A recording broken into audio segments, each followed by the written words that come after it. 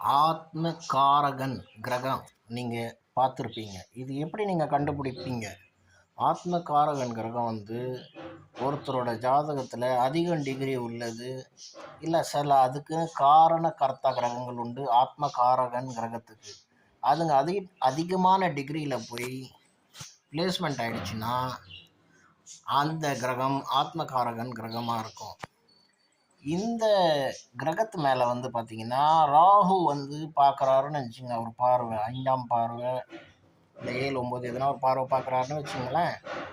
இந்த மாதிரி பார்த்தாருன்னா அந்த ஜாதகன் ரொம்ப கன்ஃபியூஸ்டாக இருப்பான் எல்லா விஷயத்துலையும். பட் அவங்ககிட்ட ஒரு அந்தர திருஷ்டி இருக்கும். அந்தர திருஷ்டினா உள்ளே இருக்கிற பார்வை தேர்ட் ஐ ஸ்டிமுலேட் ஆகும். பட் அது வந்து அதிகமாக வந்து பிரம்மத்தில் போய் முடியும். பிரம்மன்னா நிழலில் போய் முடியும். அப்படி இருக்கலாம் இப்படி இருக்கலான்னு. ஸோ இந்த மாதிரி ஜாதகனுக்கு ஒரு ஒழுக்கமான ஒரு நல்ல குரு தேவை. அதுக்கு அவன் வந்து சர்ச் பண்ணும். இல்லை அவங்க வீட்டில் யாருன்னா நல்லவங்களாக இருந்தால் அவங்க மூலியமாக தேடி கண்டுபிடிச்சி நல்ல குருக்கிட்ட போய் ஐக்கியமாகணும். தவறான ஆளுகிட்ட போய் ஆயிட்டாங்கன்னா அரோகரா தான். பகவானே சரணம்.